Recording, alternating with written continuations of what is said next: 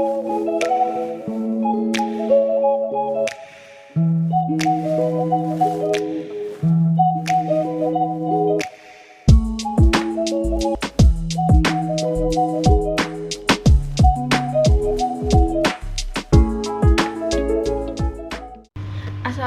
warahmatullahi wabarakatuh. Perkenalkan, nama saya Azhar Ivana Fatihah dengan NPM 22411123 dari kelas manajemen 22B. Di sini saya ingin menjelaskan materi mengenai sistem informasi. Pertama, konsep sistem informasi. Menurut George tahun 1994, sistem informasi merupakan perintegrasian unsur sistem dan unsur informasi. Oleh karena itu, dalam konteks tersebut, sistem informasi merupakan kumpulan dari elemen-elemen yang berinteraksi untuk menghasilkan informasi yang berguna bagi penggunanya. Sistem informasi merupakan kesatuan yang formal yang terdiri dari sumber daya fisik dan logis.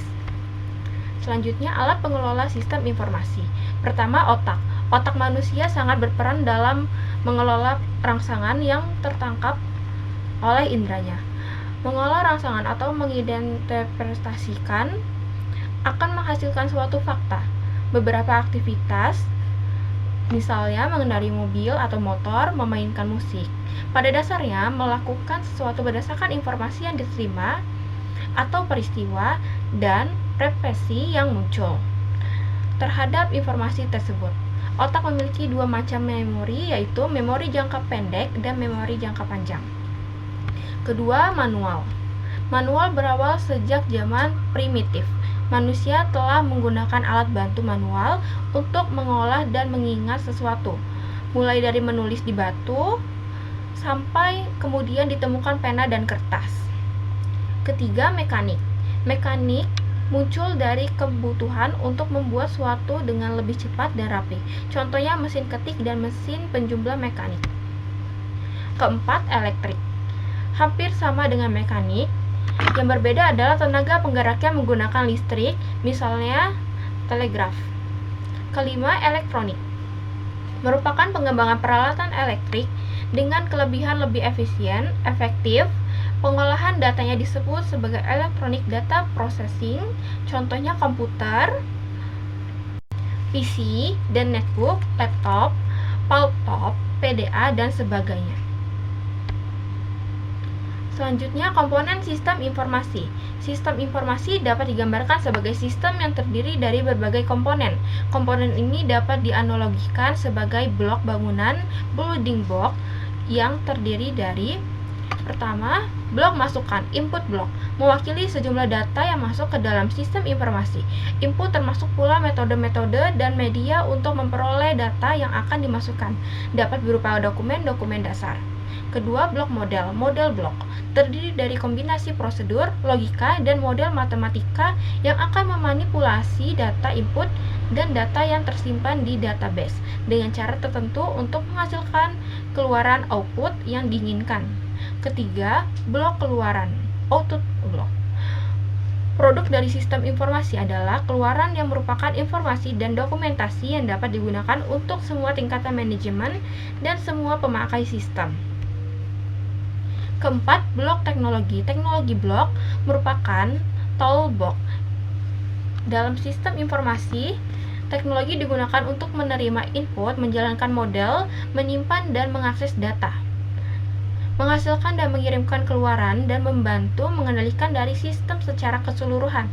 Teknologi terdiri 3 bagian utama, yaitu aspek manusianya atau brainware, perangkat lunak software, dan perangkat keras hardware. Kelima, blok basis data atau database block.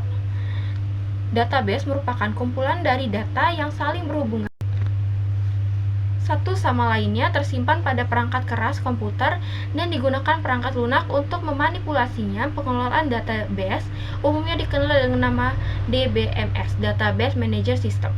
Keenam, blok kendali, control block. Bagian pengendalian dirancang dan diterapkan untuk memelihara sistem dari hal-hal yang dapat merusaknya, seperti faktor-faktor alamiah, virus, dan sebagainya.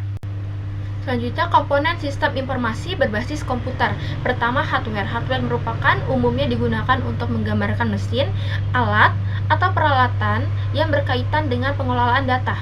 Kedua, software. Software atau perangkat lunak merupakan sejumlah instruksi untuk mengendalikan operasi dalam sistem komputer untuk memproses digunakan untuk mengelola sumber daya komputer. Tanpa software, hardware komputer tidak dapat menjalankan tugasnya. Ketiga, brainware adalah manusia yang terlibat secara langsung dengan pengelolaan komputer. Keempat, prosedur. Prosedur adalah serangkaian peraturan-peraturan yang menentukan operasi sistem komputer. Kelima, database. Database merupakan kumpulan file-file yang berisi data yang saling berhubungan dan terorganisir, terpadu, diatur, dan disimpan menurut suatu cara tertentu yang memudahkan proses pengambilan kembali. Selanjutnya, komponen sistem informasi dalam konteks organisasi. Komponen dalam suatu organisasi dapat berupa: pertama, template kerja, workplace; kedua, SDM operasional; ketiga, budaya organisasi; keempat, kekayaan atau aset; kelima, pengaruh; keenam, tempat kerja, workplace merupakan tempat di mana SDM membuat dan memasarkan produk atau jasa. Ketujuh, SDM operasional merupakan SDM yang berhubungan langsung dengan proses produksi dan distribusi. Kedelapan, budaya organisasi merupakan cara-cara yang dilakukan oleh para anggota atau karyawan dalam suatu organisasi yang dapat menjadi perekat sosial di dalam suatu organisasi tersebut. Keenam, kekayaan atau aset. Tangible aset, mesin, peralatan, uang, dan sebagainya. Intangible aset, paten, hak cipta, dan sebagainya.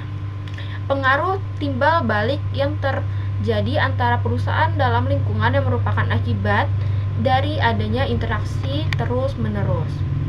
Sekian penjelasan saya mengenai sistem informasi. Saya akhiri. Wassalamualaikum warahmatullahi wabarakatuh.